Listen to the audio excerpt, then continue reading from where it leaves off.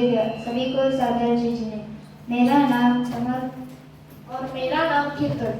श्री भगवान महोदय सिद्धार्थन के साप्ताहिक सैद्धांतिक गोष्ठी के मुख्य अतिथि के रूप में आमंत्रित करता हूँ श्रीमती शैलजा अजीत पिराले ताई को वह आए और मंच पर विराजमान हुए। निर्णायक के रूप में मैं आमंत्रित करता हूँ पंडित श्री जी पाटिल शास्त्री को, और वह आए और वह मंच पर विराजमान हो। सभी लोग जोरदार ताली बजाकर स्वागत करें। कार्यक्रम की मंगलमय शुरुआत करने के लिए मैं मंच पर आमंत्रित करता हूँ सिद्धार्थी आयुष, श्रेयस, समर, यशराज और सुमित। वह आए और मंगलमय मंगलाचरण प्रस्तुत करें।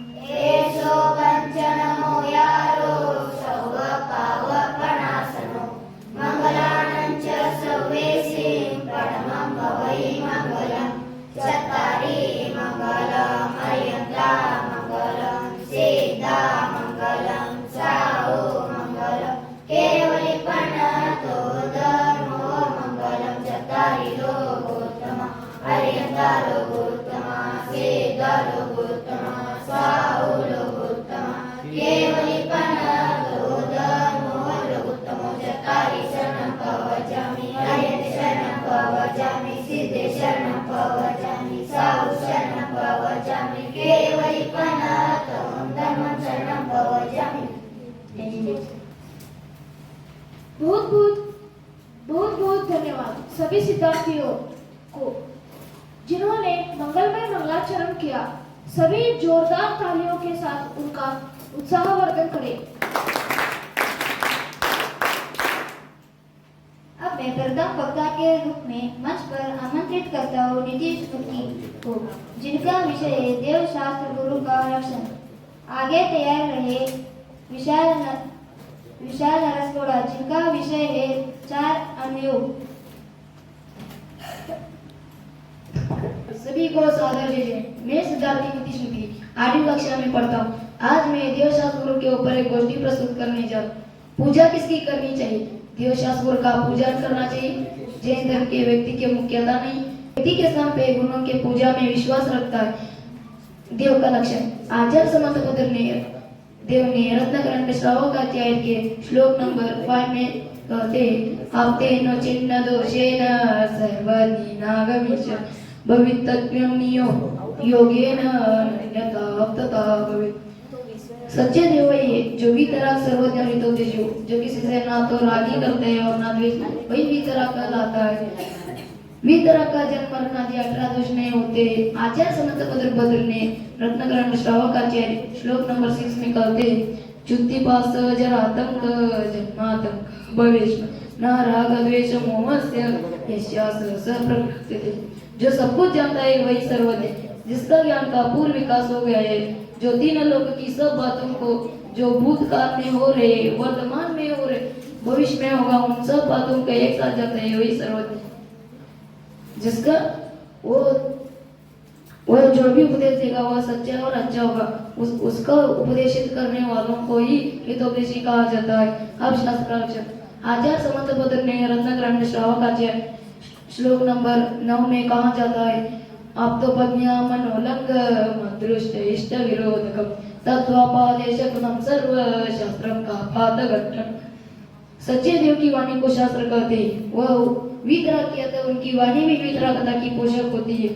रब को धर्म बताए वह वितराग की वाणी नहीं, उसकी वाणी में तत्वों का उपदेश आता है। सबसे बड़ी विशेषता यही है कि उसमें कहीं भी तत्वों का विरोध नहीं आता है। देव और शास्त्र तुमने समझ दिया, और गुरुजी तो अपना मास्टर साहब ही है। मास्टर साहब तो विज्ञान गुरु है, उसका भी आदर करना चाहिए। पर जैन गुरु के हम पूजा करते हुए तो नग्न दिगंबर साधु होते। आचार्य समर्थ पत्र में रत्नकरण श्रावक आचार्य श्लोक नंबर 10 में कहा जाता है, विषय वाचा वशाती तो निरारंभ परिग्रह ध्यान ध्यान तपोरक्त यशास्त्र सप्रकृति।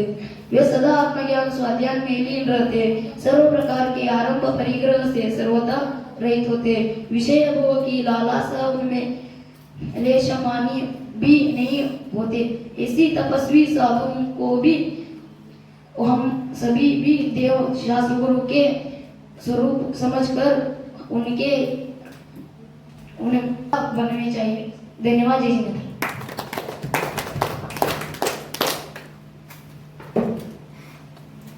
बहुत बहुत धन्यवाद सिद्धार्थी नीतीश मुदगी को, जिन्होंने अपना विषय प्रस्तुत किया।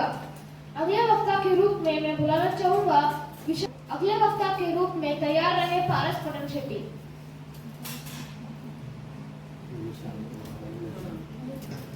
ओम नमः सिद्धेभ्य। सभी को सादर जय श्री। मैं सिद्धार्थी विशाल नरसोड़ा, मैं 10वीं कक्षा में पढ़ता हूँ। आज इस सैद्धांतिक गोष्ठी में मेरा विषय है 4 नियम। अनियम किसे कहते हैं? जिन्होंने शास्त्र की कथन करने की विधि को अनियम कहते हैं। अनियम 4 प्रकार के होते हैं, प्रथमानियोग, करणानियोग, चरणानियोग, द्रव्यानियोग। प्रथमानियोग में महापुरुषों के चातुर्य द्वारा पुण्य पाप के फल का वर्णन कर अंत में विधि को हितकर बताया है। प्रथमानियोग में 2 प्रकार होते हैं, चारित्र ग्रंथ, पुराण ग्रंथ। चारित्र ग्रंथ में जिसमें एक ही महापुरुषों की कथा होती है, पुराण ग्रंथ में अनेक महापुरुषों की कथा होती है। अब यहाँ प्रश्न उठता है कि कथाओं के माध्यम से क्या क्या वर्णन किया जाता है। जैसे बालक को पतासे में दवा पिलाई जाती है, वैसे ही तुच्छ बुद्धि रागी जीव को धर्म की रुचि कराकर वैराग का पोषण कराया जाता है।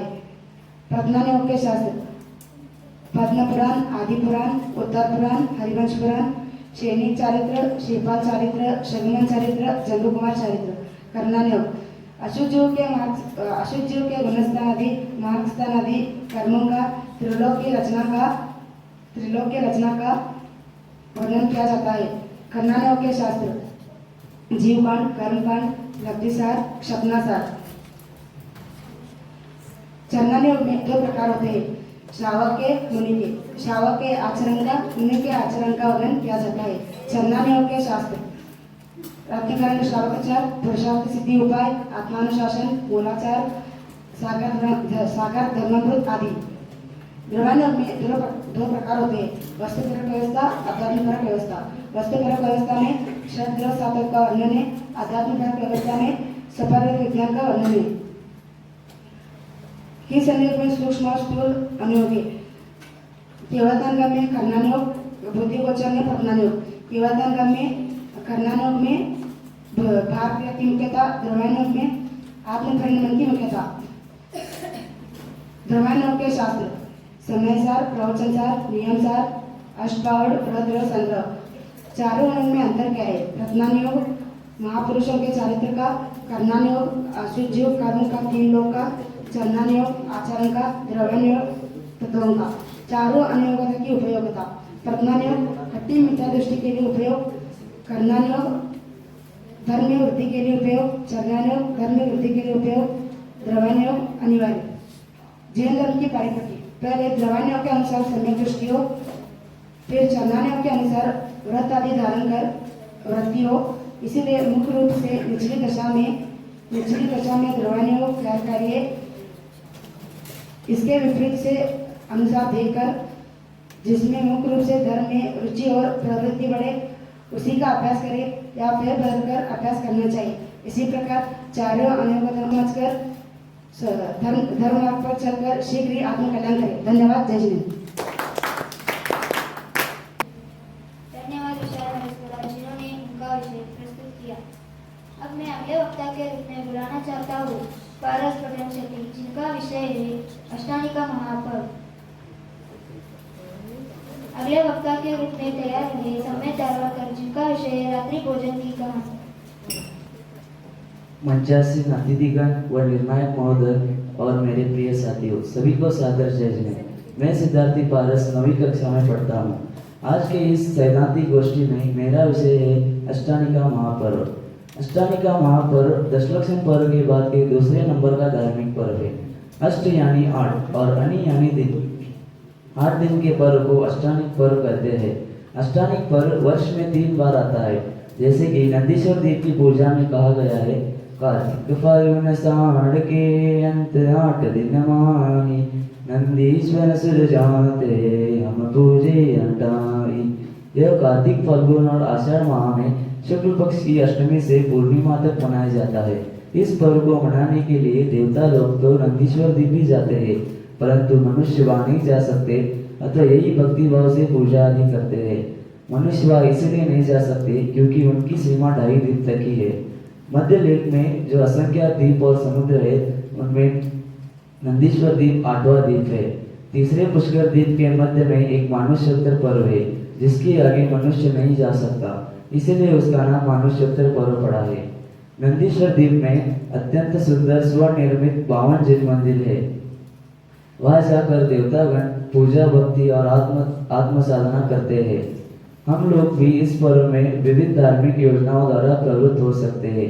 इन दिनों में संयम से रहते हैं, पूजा पाठ करते हैं, धारित पदार्थों का सेवन नहीं करते हैं तथा स्वाध्याय और तत्वाचार में अधिकांश समय व्यतीत करते हैं। संपूर्ण विश्व में जैन समाज इस पर्व को बड़े ही धूमधाम से मनाते हैं।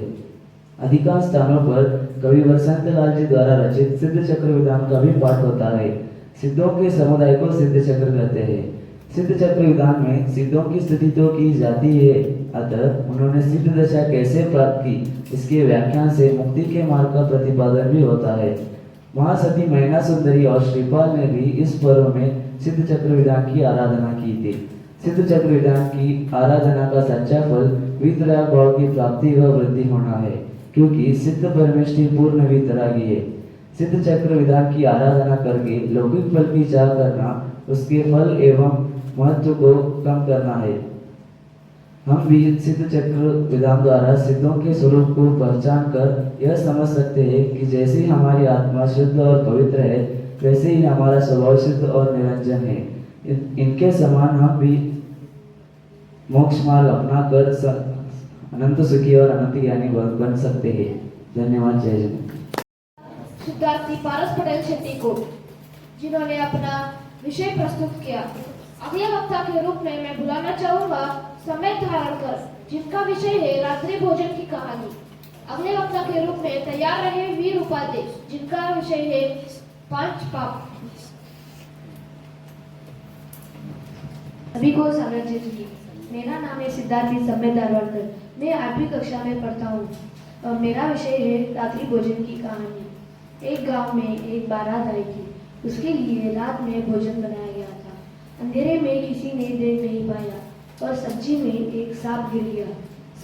सभी बारातियों ने भोजन किया, पर 4-5 आदमी बोले, हम रात में भोजन नहीं करते। सबने उनकी खूब हंसी मजाक उड़ाई और बोले, ये तो बड़े धर्मात्मा बने फिर रहे हैं।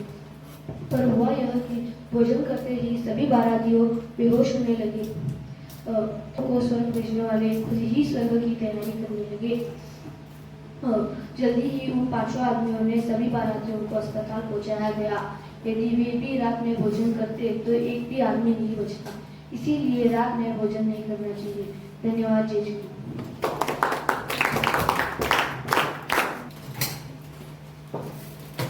धन्यवाद सम्यक धारवाड़कर, जिन्होंने अपना विषय प्रस्तुत किए। अगले वक्ता के रूप में मैं आमंत्रित करता हूँ वीर उपाध्याय, जिनका विषय है 5 पाप। अगले वक्ता के रूप में तैयार रहे आयुष हट्टी, जिनका विषय है पंच परमेष्ठी। ಓಂ ನಮಃ ಸಿದ್ದೇಭ್ಯ. ಎಲ್ಲರಿಗೂ ಜೈ ಜೈ ಮಿತ್ರ. ನನ್ನ ಹೆಸರು ವೀರಪಾದಿ. ನಾನು 8ನೇ ತರಗತಿಯಲ್ಲಿ ಓದುತ್ತಿದ್ದೇನೆ. ಈ ಸೈದ್ಧಾಂತಿಕ ಗೋಷ್ಠಿಯಲ್ಲಿ ನನ್ನ ವಿಷಯ 5 ಪಾಪಗಳು. ಅಶುಭ ಕರ್ಮಗಳನ್ನು ಮಾಡುವುದು ಹಾಗೂ ಆತ್ಮನ ಪತನಕ್ಕೆ ಕಾರಣವಾಗುವ ಕ್ರಿಯೆಗಳನ್ನು ಪಾಪ ಎಂದು ಕರೆಯುತ್ತಾರೆ. ಪಾಪಗಳಲ್ಲಿ 5 ಭೇದಗಳು: ಹಿಂಸೆ, ಸುಳ್ಳು, ಕಳ್ಳತನ, ಕುಶೀಲ, ಪರಿಗ್ರಹ. ಹಿಂಸೆ ಪ್ರಮಾಣದ ತನ್ನ ಅಥವಾ ಬೇರೆಯವರ ಪ್ರಾಣಗಳನ್ನು ಘಾತ ಮಾಡುವುದಕ್ಕೆ ಹಿಂಸೆ ಎಂದು ಕರೆಯುತ್ತಾರೆ. ಹಿಂಸೆ 2 ಪ್ರಕಾರವಾಗಿದೆ: ದ್ರವ್ಯಹಿಂಸೆ, ಭಾವಹಿಂಸೆ. ದ್ರವ್ಯಹಿಂಸೆ ಪಂಚೇಂದ್ರಿಯ ಜೀವಗಳಲ್ಲಿ ಯಾವುದಾದರನ್ನು ಒಂದು ಹೊಡೆಯುವುದು ಇಲ್ಲವೇ ಪೀಡಿಯನ್ನುಂಟು ಮಾಡುವುದು ದ್ರವ್ಯಹಿಂಸೆ ಎಂದು ಕರೆಯುತ್ತಾರೆ. ಭಾವಹಿಂಸೆ ಯಾರಾದರನ್ನು ಒಂದು ಯಾರಾದರೂ ಹೊಡೆಯುವುದು ಇಲ್ಲವೇ ಪೀಡಿಯನ್ನುಂಟು ಮಾಡುವ ಭಾವ ಮಾಡುವುದು ಭಾವಹಿಂಸೆ ಎಂದು ಕರೆಯುತ್ತಾರೆ. ಈ ಎರಡರಲ್ಲಿ ಅತ್ಯಂತ ಗರಿಷ್ಠ ಸಂಬಂಧವಿರುತ್ತದೆ. ಇಲ್ಲಿ ದ್ರವ್ಯಹಿಂಸೆ ಆಗುತ್ತದೆಯೋ ಇಲ್ಲಿ ಭಾವಹಿಂಸೆಯೂ ಅವಶ್ಯವಾಗಿ ಆಗುತ್ತದೆ.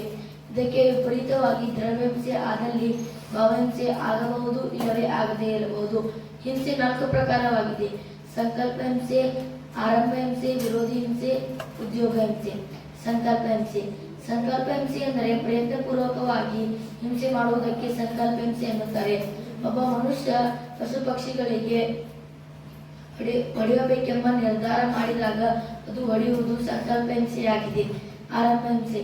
ನಮ್ಮ ಕುಟುಂಬಕ್ಕೆ ಅಥವಾ ಪರಿವಾರಕ್ಕೆ ಸಂಬಂಧಿಸಿದಂತೆ ಕಾರ್ಯಗಳನ್ನು ಮಾಡುವುದು, ಭೋಜನ ತಯಾರಿಸುವುದು, ನೀರು ಕಾಯಿಸುವುದು, ಧಾನ್ಯಗಳನ್ನು ಕಟ್ಟುವುದು, ಬೀಸುವುದು.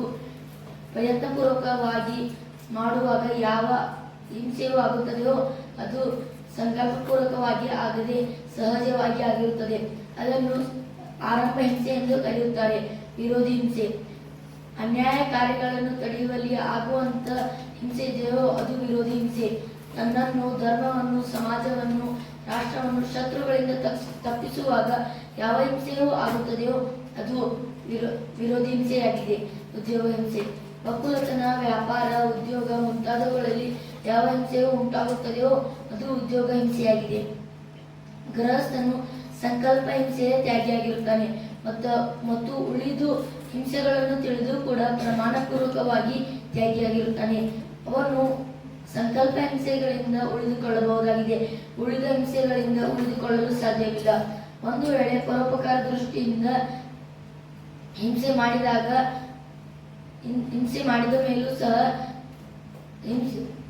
ಹಿಂಸೆಯೂ ಉಂಟಾಗುವುದಿಲ್ಲ. ಏಕೆಂದರೆ ಡಾಕ್ಟರರು ರೋಗಿಯನ್ನು ಬದುಕಿಸಬೇಕೆಂಬ ಭಾವವಿರುತ್ತದೆ, ರೋಗಿಯನ್ನು ಕೊಲ್ಲಬೇಕೆಂಬ ಭಾವವಿರುವುದಿಲ್ಲ. ಸುಳ್ಳು. ನೋಡಿದಂತೆ ಅಥವಾ ಕಥನ ಮಾಡದೆ ಬೇರೆ ಪ್ರಕಾರದಿಂದ ಹೇಳುವುದು ಸುಳ್ಳು ಎಂಬ ಎರಡನೇ ಪಾಪವಾಗಿದೆ. ಕಳ್ಳತನ.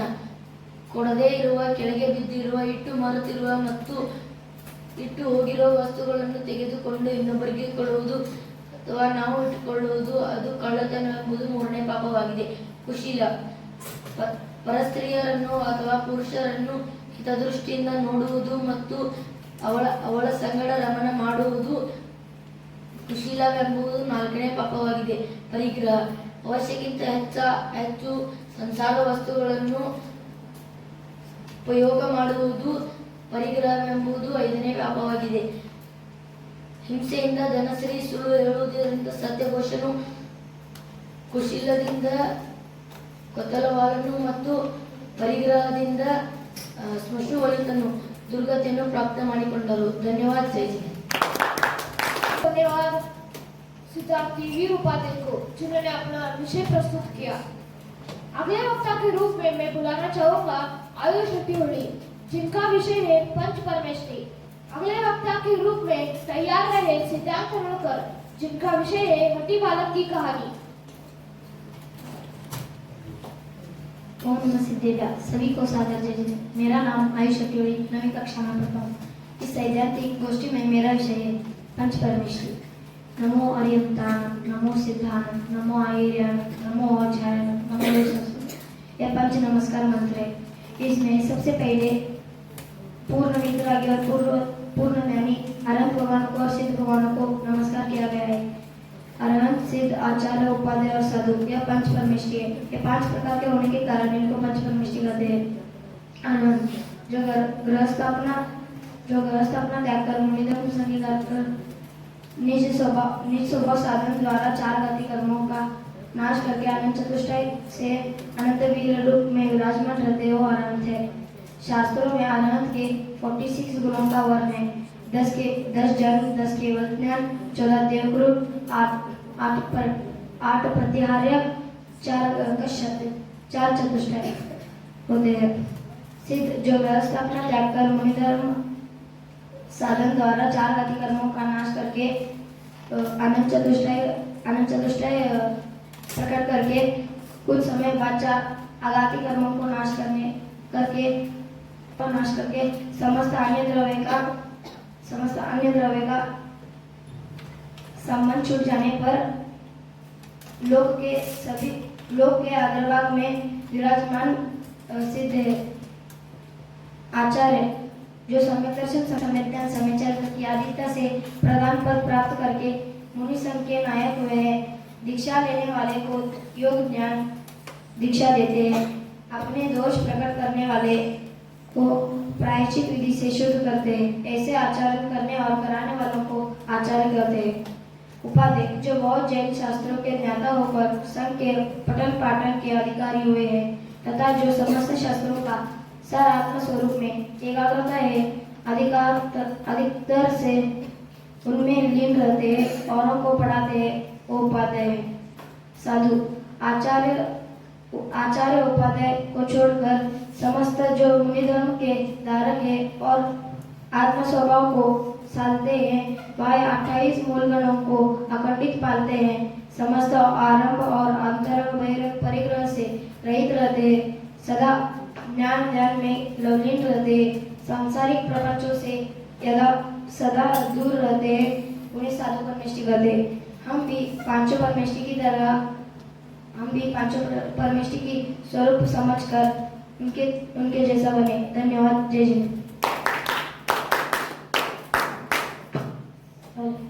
जिन्होंने अपना गोष्ठी प्रस्तुत की। अभी अगले वक्ता के रूप में मैं बुलाना चाहता हूँ सिद्धांत तेंदुलकर जिनका विषय है हठी बालक की कहानी। अगले वक्ता के रूप में तैयार है गौतम तंगड़ी जिनका विषय है चार कषाय।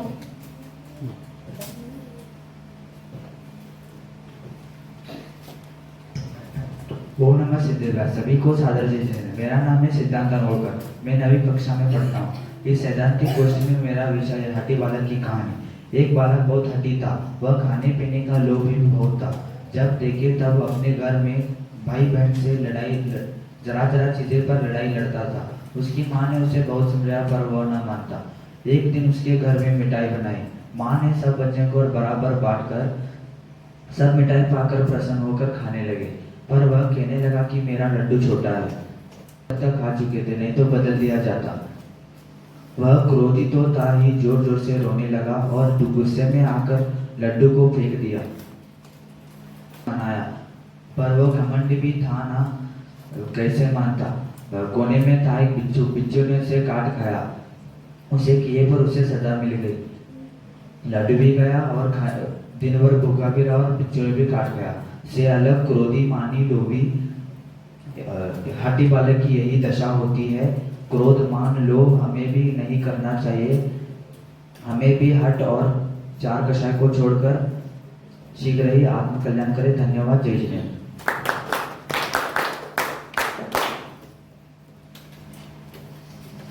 बहुत बहुत धन्यवाद सिद्धांत तेंदुलकर को जिन्होंने अपना विषय प्रस्तुत किया। अगले वक्ता के रूप में मैं बुलाना चाहूंगा गौतम तंगड़ी जिनका विषय है चार कषाय। अगले वक्ता के रूप में तैयार रहे सिद्धार्थ चोगले जिनका विषय है रक्षाबंधन।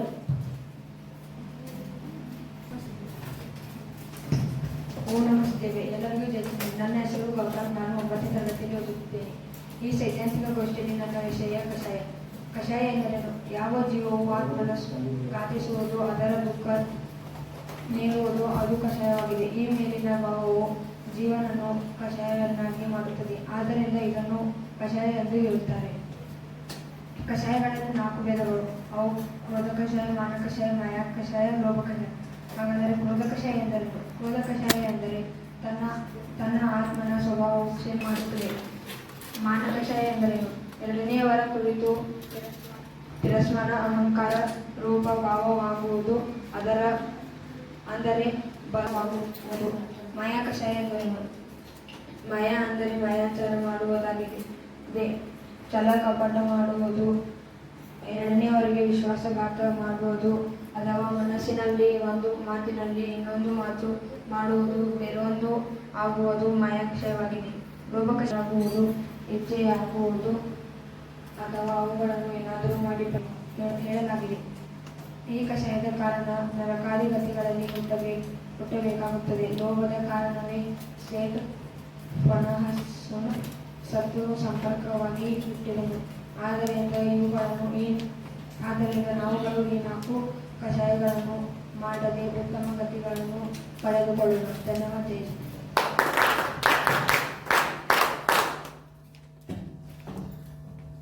धन्यवाद गौतम डवरी जिन्होंने अपना विषय प्रस्तुत किए।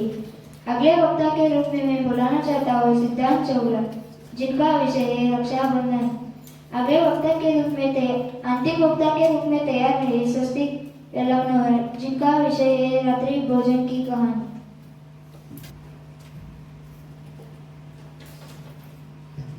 ओम नमः शिदेव्य।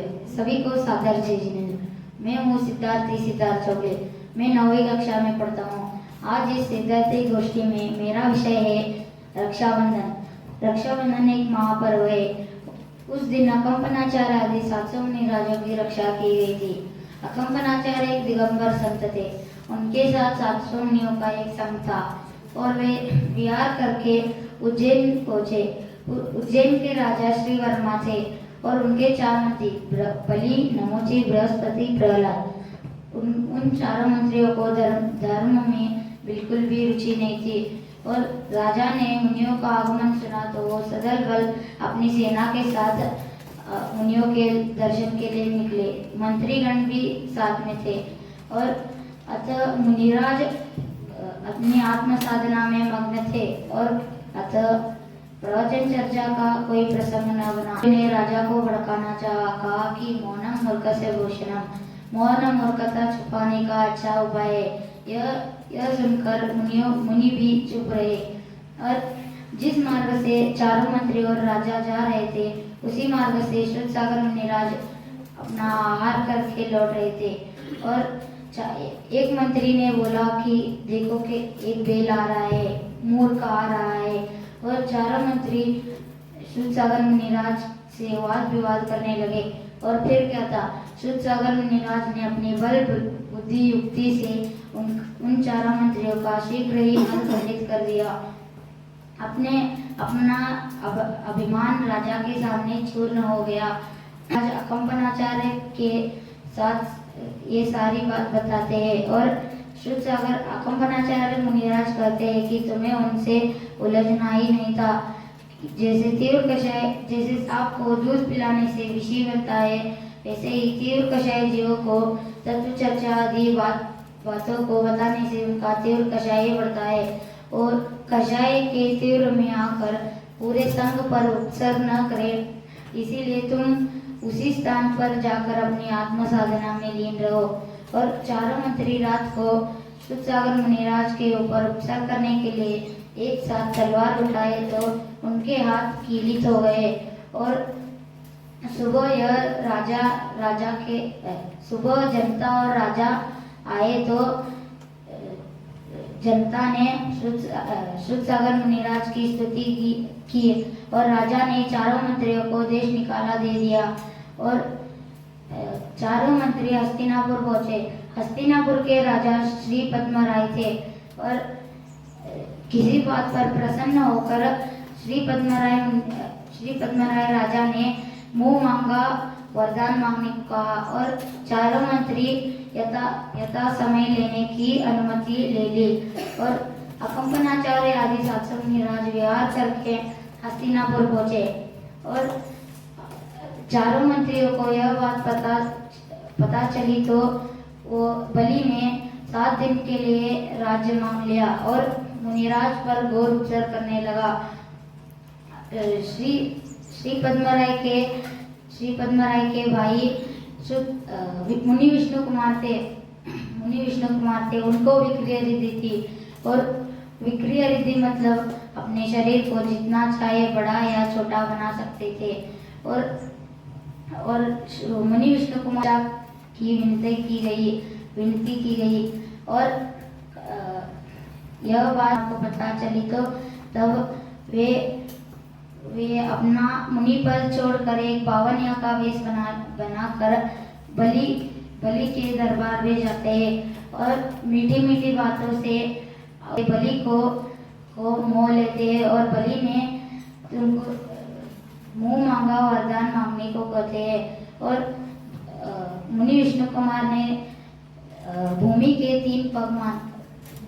3 पग लेते हैं और बलि ने भी हाँ कर दी और मुनि विष्णु कुमार ने अपना शरीर को लंबा बना लिया और दो ही पग में पूरे भूमि को माप लिया। पहला पैर मानुषोत्तर पर्वत पर रखा और दूसरा पैर सुमेरु पर्वत पर रखा।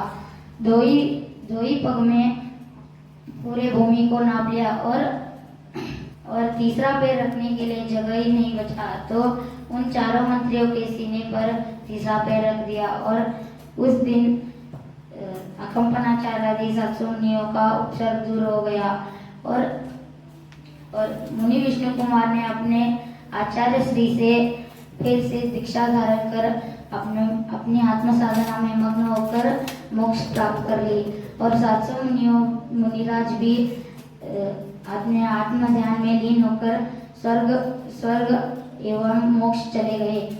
इस प्रकार हम रक्षाबंधन को मनाते हैं। जय जिनेन्द्र।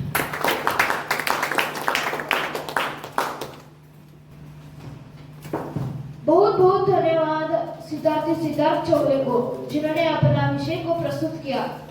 अंतिम वक्ता के रूप में मैं बुलाना चाहूंगा स्वस्तिक यलमनवर जिनका विषय है रात्रि भोजन की कहानी। वे आए और अपना विषय प्रस्तुत करें।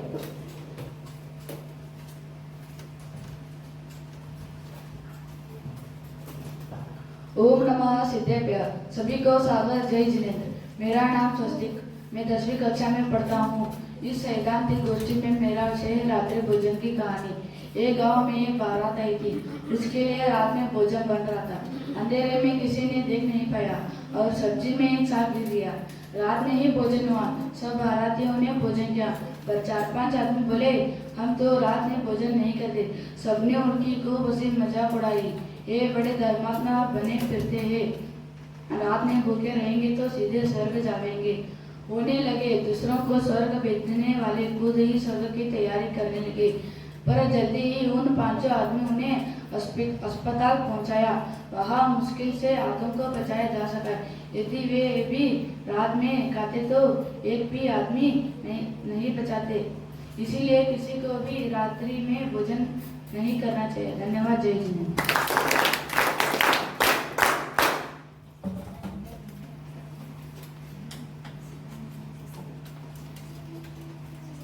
बहुत बहुत धन्यवाद स्वस्तिक को जिन्होंने अपना विषय को प्रस्तुत किया। बहुत ही सुंदर सभी वक्ताओं ने जिन्होंने अपने विषय प्रस्तुत किए। एक बार सभी वक्ताओं के लिए जोरदार तालियां। अब मैं मुख्य अतिथि महोदया को बुलाना चाहता हूँ। वह आए और हमें बताए कि उनको यह गोष्ठी कैसी लगी और अपना विचार व्यक्त करें।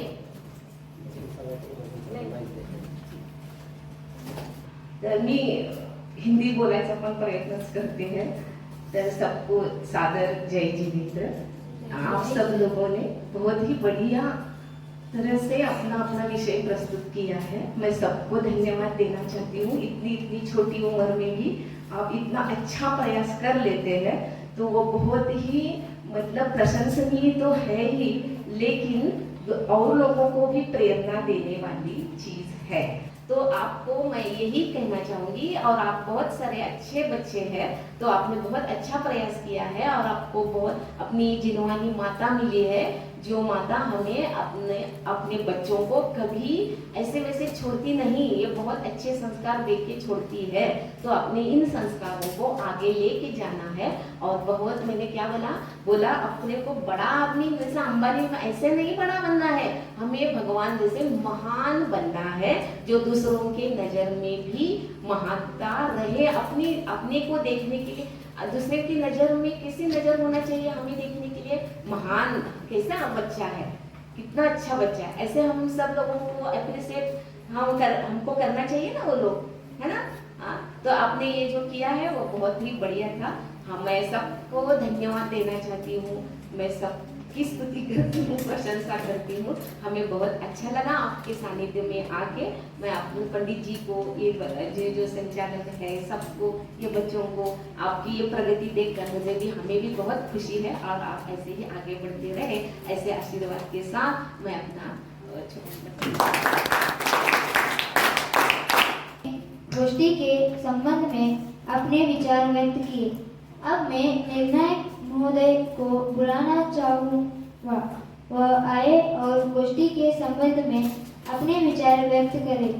साथ में 3 श्रेष्ठ वक्ताओं का चयन करें।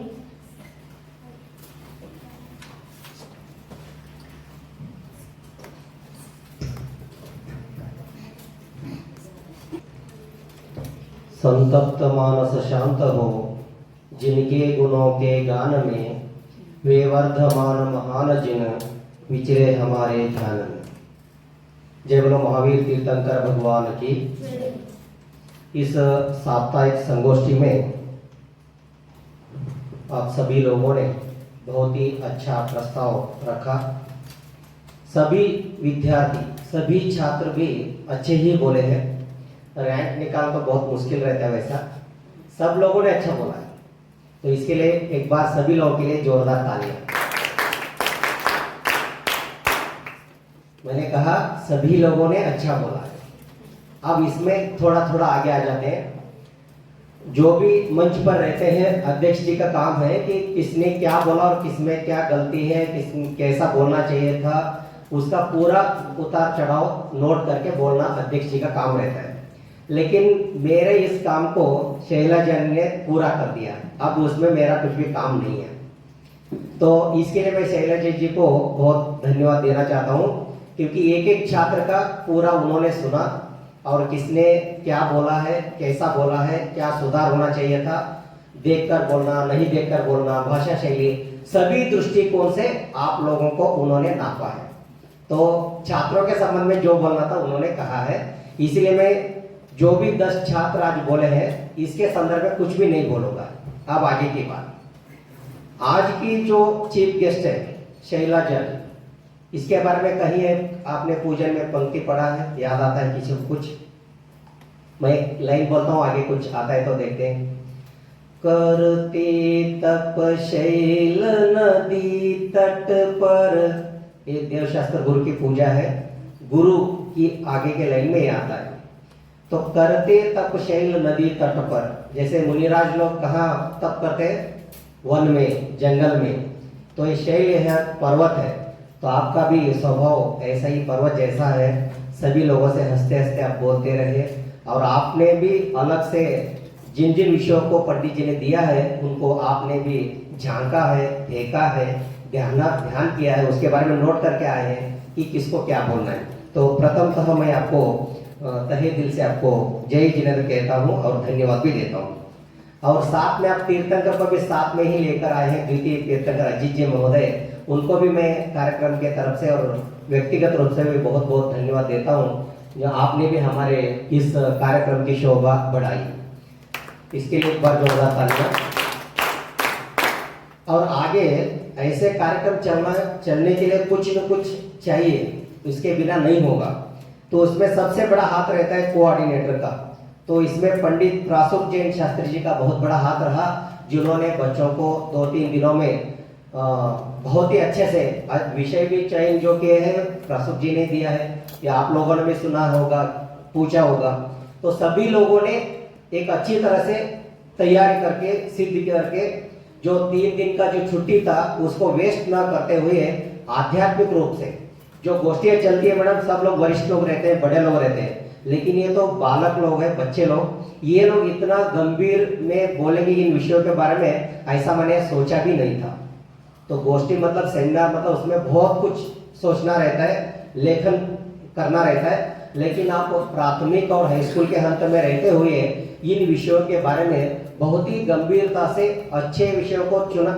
विषय के बारे में तो हम लोग कुछ कह नहीं सकते हैं, जिसको जो चाहे वो विषय ले सकता है, जैसे बोलना है वैसे बोल सकता है। विषयों में तो सबको सेम अंक रहेगा, लेकिन कौन कैसा बोल रहा है, देखकर बोल रहा है, नहीं बोल रहा है, इधर उसकी प्रस्तुति कैसी है, उससे कुछ समझ में आ रहा है या नहीं आ रहा है, तो उस हिसाब से अंक बटे जाते हैं। तो अभी हम 2 लोगों ने मिलकर आपका रैंक निकाला है, ठीक है। तो अब अपन चलते हैं नीचे से लेकर ऊपर तक। बोल रहे थे कि 3 रैंक निकालना है, लेकिन अभी मैंने टोटल कुछ ज्यादा ही रैंक निकाले हैं। इसका पीछे एक ही मेरा भावना है कि जैसे अभी मैडम लास्ट में एक उदाहरण दिए, 5वां वाला लड़का दौड़ रहा है, तो उसका क्या लगना चाहिए, मेरा नंबर नहीं आएगा, माझा नंबर कभी येणार, मेरा नंबर कब आएगा, आएगा भाई आएगा, ऐसा हम लोग जोक करते थे। तो 2-2 रैंक भी निकाले जा सकते हैं।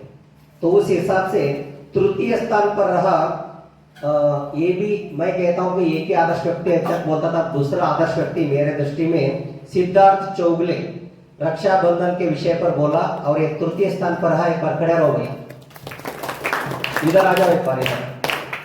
एक और लड़का है नीतेश मुतगी, देवशास्त्र गुरु के ऊपर बोला। अब द्वितीय स्थान में भी 2 लोग हैं जिसने कन्नड़ में 5 पापों के बारे में बताया, वीर उपाध्याय। आ जाओ ऊपर।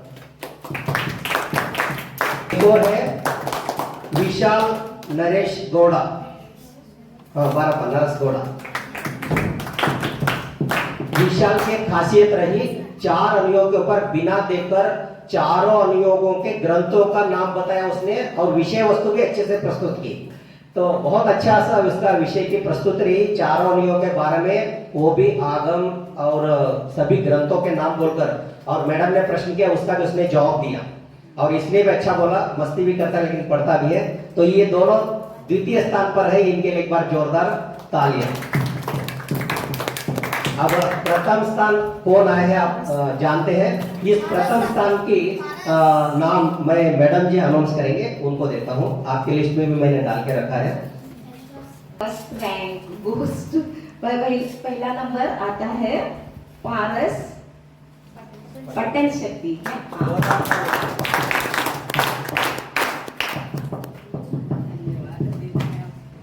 इनके लिए एक बार जोरदार तालियां। इस प्रकार यह संगोष्ठी सानंद संपन्न हुई है।